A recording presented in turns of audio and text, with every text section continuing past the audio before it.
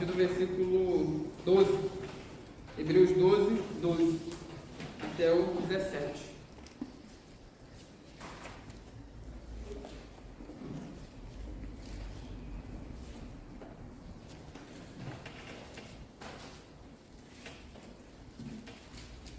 Hebreus 12, 12 a 17. Então diz assim: por isso restabelecei as mãos descaídas e os joelhos trôpegos, e fazei caminhos retos para os pés, para que não se extravie o que é manco, antes seja curado. Segui a paz com todos e a santificação, sem a qual ninguém verá o Senhor, atentando diligentemente, porque ninguém seja faltoso, separando-se da graça de Deus, nem haja alguma raiz de amargura que, brotando, vos perturbe, e por isso dela, ou melhor, por meio dela, muitos sejam contaminados.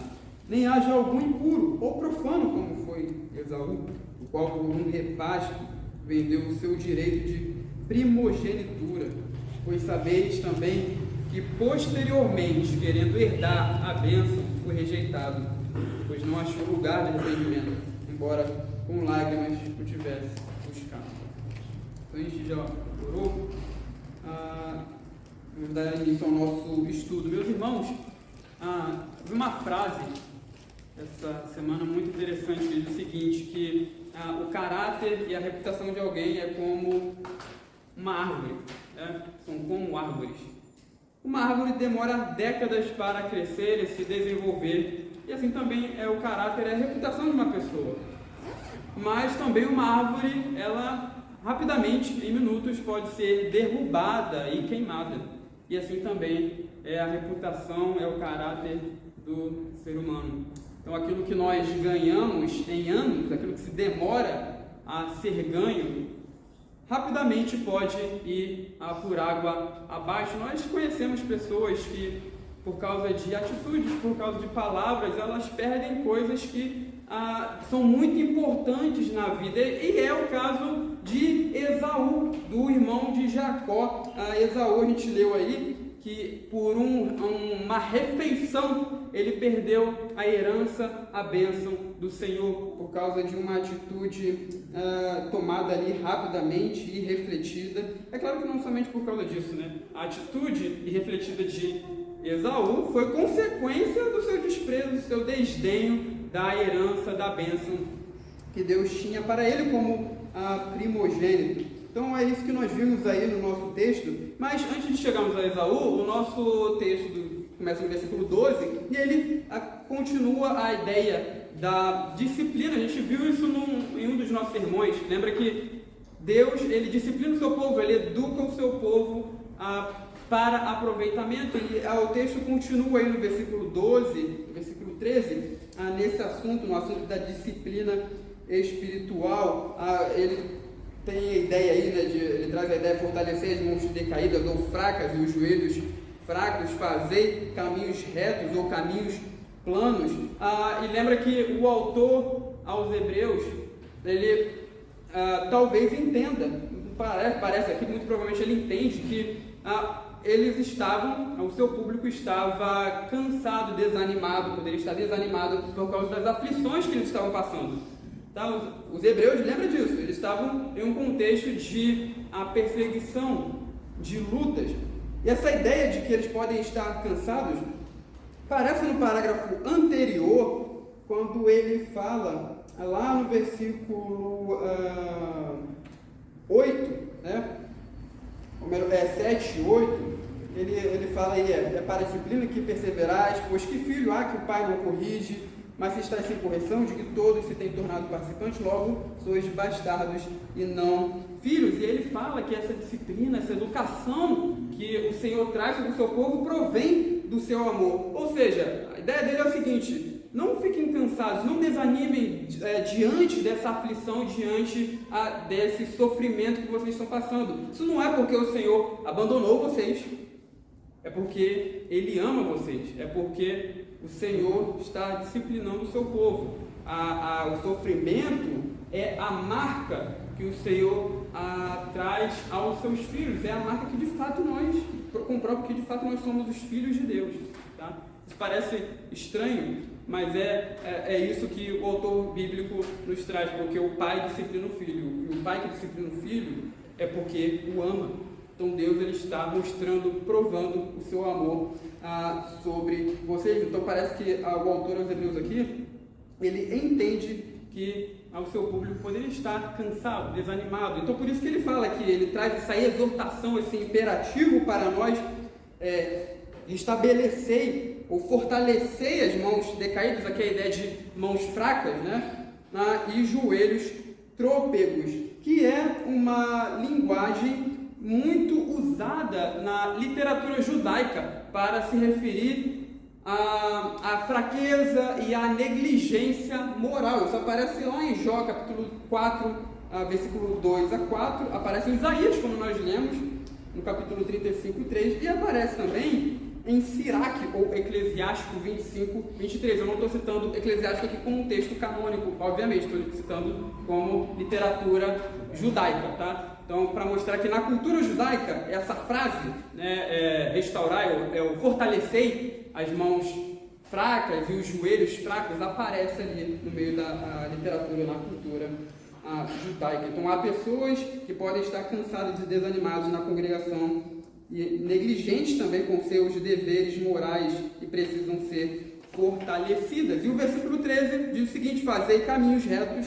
para os pés, para que não se extravie o que é manco, antes seja curado. E ele está citando aqui Provérbios capítulo 4, versículo 26, que lá em Provérbios esse texto mostra, né, o pai instruindo o seu filho para que ele se corrija, né? A ideia de fazer caminho reto é a ideia de corrigir o modo de viver. Fala do modo de viver. A palavra caminho frequentemente é citada na Bíblia com esse intuito, para se referir à maneira que uma pessoa vive. Então a ideia é essa, né? Aplane ou nivele o caminho. A ideia de viva corretamente. Então todas essas imagens de fortalecimento das mãos e dos joelhos e de nivelamento do caminho, ela diz respeito, é aplicada à corrida cristã que nós vimos lá no capítulo 12, ainda no versículo 1 ao 3. Tá? Lembra que a gente mostrou lá que os crentes estão numa corrida. E a gente tem que correr olhando para quem está na linha de chegada, que é o autor e consumador da nossa fé, que é Jesus. Então a gente está nessa corrida, só que durante a corrida, essa corrida não acaba rápido, ela é uma corrida longa, e durante essa corrida, assim como acontece nos esportes, né, numa maratona, pessoas ficam cansadas. Então, a ideia aqui de que há pessoas cansadas, né, mãos fracas, joelhos fracos, e elas precisam de encorajamento, né? Então, como se nós fôssemos treinadores, o autor aos Hebreus chama a comunidade cristã aqui para que haja um encorajamento mútuo, para fortalecer aqueles que estão fracos, aqueles que estão ofegantes, e assim também os caminhos errados sejam corrigidos. E ele enfatiza essa responsabilidade corporativa que nós temos de cuidar uns dos outros. Quando há pessoas passando por aflições no nosso meio, passando por sofrimentos, o nosso dever, então, é animá-los, porque eles fazem parte do nosso time. Nós estamos numa corrida, mas nós não estamos competindo uns contra os outros. A corrida que nós estamos fazendo é um time, está todo mundo indo para o mesmo lugar. Ninguém está indo peregrinando, usando a ilustração que ele usa lá no capítulo 3, ninguém está peregrinando para a terra da promessa sozinho. A gente está no meio de um povo. Aqui, usando a ilustração da corrida, nós fazemos parte do mesmo time. Então, ninguém pode ser deixado para trás, ninguém pode ficar para trás. Então, quando nós vemos irmãos que estão fracos, irmãos que estão cansados na corrida, o nosso dever, então, é fortalecê-los. E hoje nós temos vários meios para cuidar uns dos outros, né? Ligando para o irmão que está fraco, mandando mensagem, aconselhando, repreendendo também, às vezes é necessário. Então nós somos chamados aqui a esse cuidado especial de uns para com os outros. E Hebreus, ele frequentemente fala desse encorajamento mútuo. Lá no capítulo 3, eu vou falar alguns textos aqui, e alguns irmãos daram lá, a gente lê, capítulo 3, versículo 13, capítulo 4, versículo 1 e capítulo 4, versículo 11. Hebreus 3, 13, primeiro texto, Hebreus 3, 13, capítulo 4, 1 e capítulo 4, 11. Então, quem abriu pode ler lá pra gente. Pelo contrário, exortai-vos mutuamente cada dia, durante o tempo que se chama hoje, a fim de que nenhum de vós seja endurecido pelo engano do pecado. Temamos, portanto, que, sendo-nos deixada a promessa de entrar no descanso, suceda parecer que algum de vós tenha falhado. Esforcemo-nos, pois, por entrar naquele descanso, a fim de que ninguém caia, segundo o mesmo exemplo de desobediência. Está vendo? Várias vezes já na epístola, o autor chamou a congregação ao encorajamento mútuo. Né? Nós devemos cuidar uns dos outros para que ninguém seja deixado para trás nessa corrida. Todo mundo deve estar lá na linha de chegada junto do autor e consumador da nossa fé. E isso nos leva até ao tema aí, ao assunto da paz e da santificação, do versículo 14, seguir a paz com todos e a santificação sem a qual ninguém verá o Senhor. Esse texto aqui parece estar até desconexo com o que já foi falado, né, aí no versículo 1 ao 13, mas ele ainda está dentro do assunto da disciplina espiritual e da necessidade de santidade, que ficará claro nos versículos seguintes. Lembra que o Senhor, ele está nos educando, está nos disciplinando para que sejamos participantes da sua santidade, tá? Então, embora lendo assim parece estar desconexo, mas não está. Está dentro do assunto da disciplina espiritual e também do assunto da santidade. Temos disciplina para a nossa santidade e isso deve nos levar a buscar a santificação, tá? Então, por isso que ele fala aí, a seguir a paz com todos e a santificação sem a qual ninguém verá o Senhor. Então é interessante aqui que ele fala buscar a paz com todos, tá? Aqui ele não está falando de paz com todo mundo, até com os de fora, embora, obviamente, o crente tem que buscar paz com os de fora, tá? Mas a ideia aqui é buscar a harmonia dentro da congregação, dentro da comunidade cristã. Nós devemos preservar a paz e buscar essa harmonia, essa paz. E também ele fala da santificação sem a qual ninguém verá o Senhor. Tá? Todo mundo verá a Cristo, né? Até os ímpios. Então o que ele quer dizer aqui, sem santificação ninguém verá o Senhor? Ele está falando daquela santificação, ou melhor, daquele ver, né? Ele fala aqui daquele ver, que ele já falou lá no capítulo 9, quando ele diz que o Senhor Jesus aparecerá àqueles que o aguardam para a salvação. Tá? É um ver que só aqueles que aguardam Cristo terão. Tá? Então é nesse sentido que ele está falando aqui. Então veja como a santificação é importante.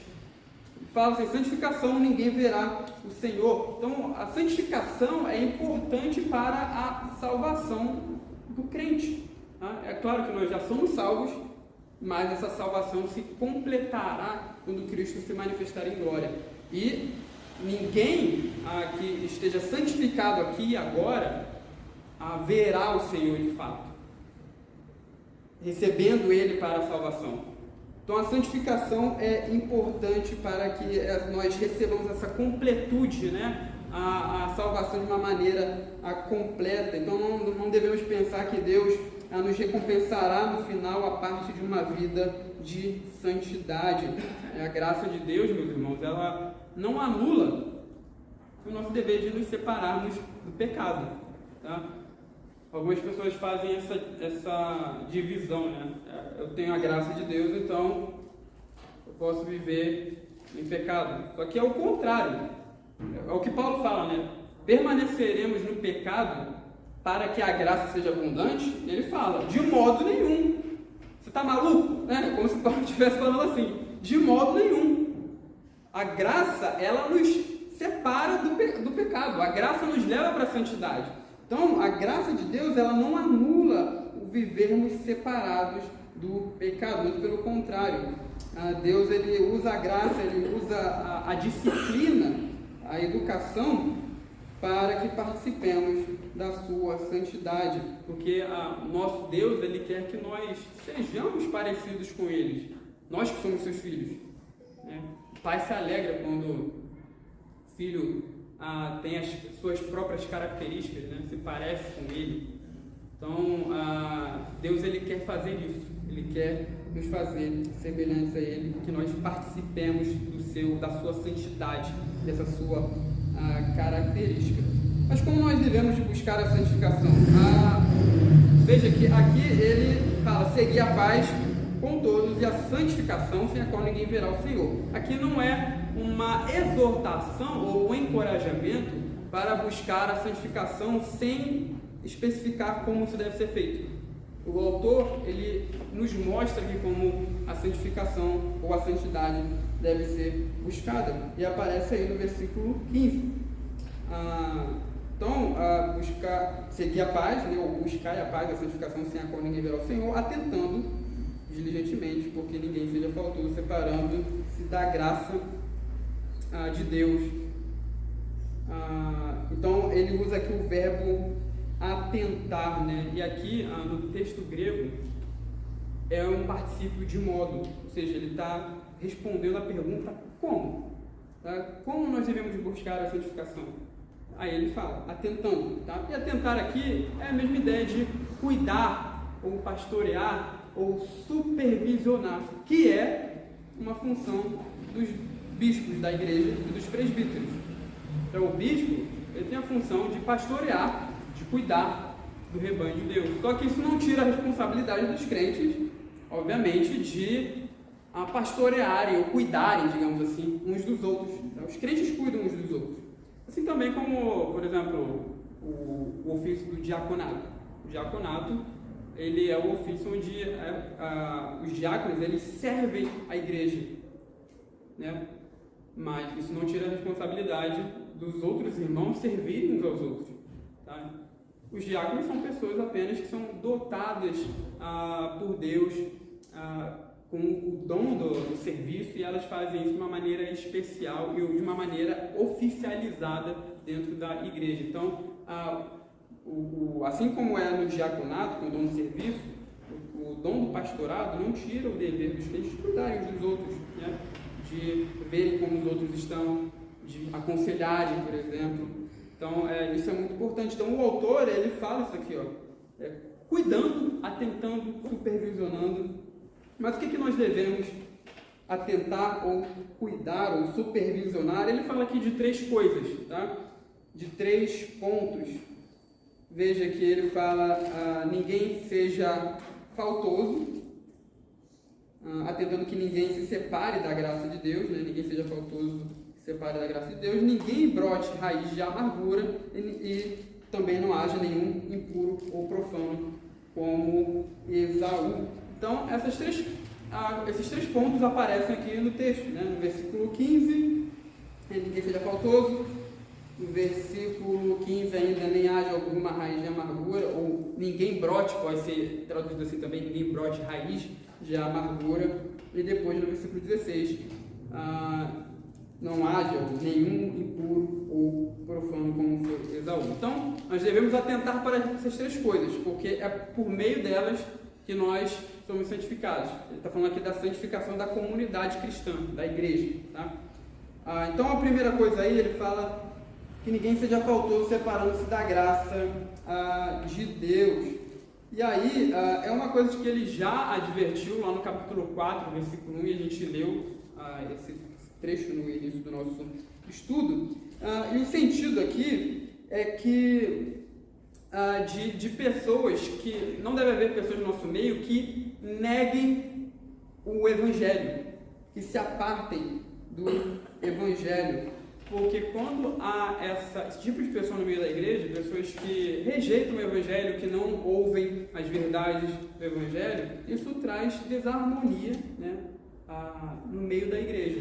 Isso traz dificuldades no que diz respeito à paz e, obviamente, à santificação. Porque se tem uma pessoa que está rejeitando a verdade do Evangelho no meio da igreja, na comunidade cristã, essa pessoa, obviamente, vai começar a praticar coisas erradas. Isso vai influenciar outras pessoas, vai se alastrar no meio da igreja. Então, não deve haver ninguém na igreja que se aparte da graça de Deus, que negue o Evangelho. Outra coisa também que o autor fala aí é que ninguém deve brotar raiz de amargura. E essa imagem da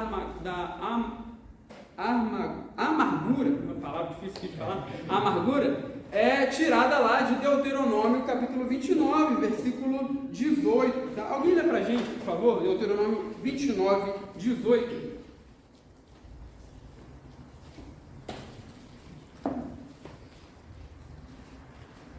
Para que entre vós não haja homem nem mulher, nem família, nem tribo, cujo coração hoje se desvie do Senhor, nosso Deus, e vá servir aos deuses dessas nações, para que não haja entre vós raiz que produza erva venenosa e amarga.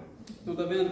O autor aqui aos Hebreus, ele tira essa ideia aqui de raiz de amargura de Deuteronômio 29, 18, que é um texto, como a gente viu ali na leitura do presbítero Marcelo, onde Moisés adverte o povo de Israel contra, no que diz respeito à idolatria, né? Contra a idolatria e também a apostasia, o abandono da comunidade da aliança.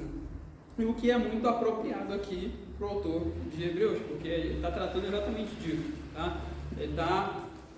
Ele busca, né? Ele está exortando o povo a não apostatar da fé, a permanecerem fiéis a Jesus Cristo. Então parece que alguns poderiam ficar amargurados aqui exatamente por causa da situação de perseguição e também porque eles estavam esperando a promessa de Deus se cumprir, mas alguém poderia ficar decepcionado com as esperanças escatológicas. Ou seja, a gente abandonou o judaísmo, prática do judaísmo antigo, agora a gente é uma comunidade que vive em torno do Messias, porque nele as promessas de Deus se cumprem, mas cadê a promessa da terra se cumprindo?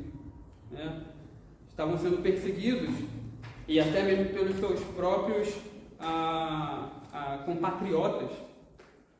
Então, poderia haver decepção quanto a isso. E aí o autor fala que não deixe que haja essa raiz de amargura no meio de vocês. E isso lembra o que o autor falou também lá no capítulo 3, das dificuldades da caminhada que levaram os israelitas a se decepcionarem no caminho. Os corpos deles ficaram prostrados lá no deserto. Então essa raiz de amargura que vem da decepção, ela era muito comum na época, ainda mais no primeiro século, onde vários movimentos que prometiam esperança surgiam. Tá? Então a gente vê isso até mesmo com alguns discípulos de Jesus. Quando Jesus morre, os discípulos lá no caminho de Emaús falam: a gente estava esperando que ele redimisse Israel e até agora nada, acabou morrendo lá na cruz. Então a ideia da decepção, os discípulos depois tiveram as suas esperanças fortalecidas, mas decepção por causa da esperança escatológica que não se via, poderia trazer essa raiz aí amarga, venenosa no coração do povo de Deus naquela época. E hoje em dia, meus irmãos, as mesmas situações podem trazer essa erva daninha no coração dos crentes. Tá? Então, enquanto nós somos perseguidos, ignorados pelo mundo, maltratados, zombados, humilhados, aguardamos a salvação de Deus e sua justiça retributiva, mas parece que nada acontece, nós não vemos a promessa de Deus se cumprir definitivamente. Então esse tipo de erva que traz sentimentos amargos no coração podem brotar no meio do povo de Deus e contaminar outras pessoas. Então, esse tipo de coisa é perigosa no meio da igreja, porque mina a paz, mina a santidade, a santificação no meio da igreja. É por isso que nós devemos também encorajar uns aos outros nas promessas do Senhor. Tá? Nós não estamos vendo as coisas acontecerem, mas elas se cumprirão. Tá? É por isso que a comunidade cristã ela encoraja, aconselha, exorta uns aos outros deve exortar uns aos outros com as promessas de Deus. E por fim, nós seguimos a paz e a santificação quando não há nenhum impuro e profano entre nós, como foi Esaú. Então, Esaú é uma figura muito conhecida aí de todos, uma figura do Antigo Testamento, que vendeu a sua primogenitura ao seu irmão Jacó. E aqui o autor primeiramente chama Esaú de impuro ou imoral. E por quê? Muito provavelmente porque Esaú tomou mulheres gentias. Tá? Ele se casou com mulheres gentias. Mas o principal ponto destacado aqui, o principal ponto, né, texto que o autor se remete, está lá em Gênesis 27, que fala da atitude de Esaú de vender a sua primogenitura. E é por isso que ele é chamado de profano, porque ele vendeu aquilo que é sagrado. Ele deixou de lado, desdenhou aquilo que era do Senhor, a bênção da primogenitura, a bênção do primogênito. E a primogenitura era o direito que o primogênito, obviamente, possuía de receber uma herança dobrada. Então, o primogênito, né, a herança era dividida entre os filhos. O primogênito ele recebia 2 partes da herança. E na herança do primogênito, no que diz respeito à família do pacto que o Senhor escolheu, no caso ali, essa família era Isaac e Jacó, né, e sua esposa de Isaac, Rebeca, né? Então, no que diz respeito a essa família do pacto, a primogenitura também envolvia a bênção do Senhor, da promessa que ele fez a Abraão. E a gente vê que na história de Esaú e Jacó, Jacó estava em casa fazendo uma refeição, e aí Esaú estava lá no campo caçando, e de repente ele chega cansado, com fome, e ele, desesperado, ele querendo se alimentar, ele pede ao seu irmão que dê o guisado, a refeição que Jacó estava preparando. E Jacó não quis, ele falou: primeiro me vende sua primogenitura. E aí o que Esaú falou? Eu estou prestes a morrer, o que é para mim o direito de primogenitura? E que era um exagero terrível de Esaú, né? Não estava quase morrendo, na verdade. Mas ele, para satisfazer seu desejo de uma maneira imediata ali, ele vendeu seu direito de primogenitura para o seu irmão. E depois, mais para frente na história, a gente vê que Jacó, ele engana Isaac. Isaac estava cego, Jacó se passa por Esaú e é abençoado por Isaac. E depois Esaú chega esperando a bênção, mas ele percebe que a bênção tinha sido tomada dele. E ele implora a Isaac, seu pai, para que o abençoe, mas Isaac fala: não, eu já abençoei o outro, já abençoei teu irmão. E Esaú implora, até levanta a voz em choro, mas ele não consegue nada. Na verdade, que Isaac fala para ele algo terrível, né? Longe dos lugares férteis da terra será a tua habitação, e sim o vale que cai do alto, viverás na tua espada, e servirás a teu irmão. Porém te libertares, sacudirás o seu jugo da tua cerviz. E é interessante que a bênção, né, que Isaac fala sobre ali Esaú, seu filho, é o oposto do que ele tinha falado lá a Jacó. Né? Jacó habitaria em um lugar fértil, em lugares férteis, só que Esaú, longe dos lugares férteis da terra, habitaria. Então, essa é a consequência da atitude de Esaú. Ele abandonou aquilo que era sagrado, aquilo que era a bênção do Senhor, a preciosa bênção do Senhor sobre ele, e por isso ele foi reconhecido como profano. E ele buscou lugar de arrependimento, é o que diz aí o versículo 17. Ele buscou lugar de arrependimento e não encontrou, pois sabeis também que posteriormente, querendo herdar a bênção, foi rejeitado, pois não achou lugar de arrependimento, embora com lágrimas o tivesse buscado. Aqui, normalmente as pessoas entendem aqui, eu tenho dificuldade por causa desse texto, parece que Esaú ele está querendo se arrepender, mas não consegue. Aí ele chora, ele quer se arrepender daquilo que ele fez, ele busca um lugar de arrependimento, ele chora, ele não consegue se arrepender, mas a ideia não é essa. Tá? A palavra aqui, arrependimento, tem a ver com mudança de atitude, mudança de opinião. E muito provavelmente o autor está falando aqui da tentativa de Esaú de mudar a opinião do seu pai Isaac e reverter a bênção que ele tinha proposto ali, dito ao seu filho Jacó.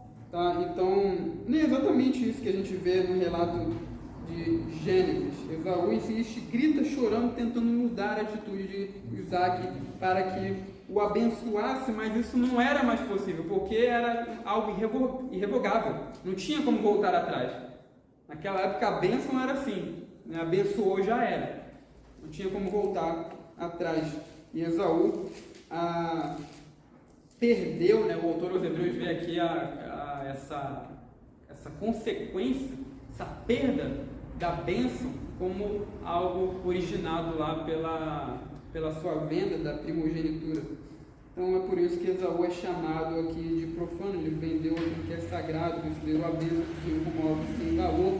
Então, todo aquele que despreza as coisas de Deus como coisa sem valor, profanam aquilo que é sagrado.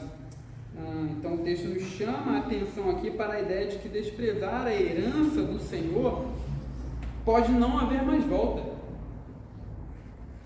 Desprezar a herança do Senhor pode não haver mais volta. E algumas pessoas acham que pode desprezar as coisas de Deus. E aqui eu não estou falando nem somente do culto, leitura da palavra, oração, isso tudo, claro, está incluído. Mas, por exemplo, as bênçãos da nova aliança que o autor aos Hebreus frequentemente fala, perdão de Deus, a terra, o novo mundo que Deus trará sobre o seu povo, tudo aquilo que Deus tem para nós. Não tem pessoas que acham que podem desprezar as bênçãos de Deus, que podem sair da comunidade da aliança, do corpo de Cristo, virar as costas para Cristo, se aventurar no mundo e depois voltar na hora que quiser, que tudo ficará bem. Mas não é assim que as coisas acontecem. As nossas atitudes têm consequências. E às vezes são consequências que são irreparáveis, irrevogáveis. Consequências duras que não têm volta. E quando há pessoas na igreja que desprezam as bênçãos de Deus, elas acabam atrapalhando na busca da paz e da santidade. Então agora é o momento de nós nos perguntarmos, nós temos desprezado as bênçãos do Senhor, aquilo que é de fato sagrado, aquilo que o Senhor tem para nós. É o momento de nós nos perguntarmos isso, porque talvez você, talvez eu também, começamos a desdenhar das coisas de Deus, daquilo que é sagrado, da herança do Senhor para nós. Mas talvez também ainda haja tempo, ainda há tempo para o arrependimento. Então, se nós começamos a desdenhar das bênçãos de Deus, agora é o momento para nos arrependermos enquanto há tempo, porque depois as consequências que advêm do desprezo, do desdenho daquilo que é sagrado, podem ser irrevogáveis, irreparáveis. E que Deus nos dê a graça de buscar arrependimento em Cristo Jesus, porque é através dele que nós agora passamos a dar valor àquilo que de fato vale a pena buscar.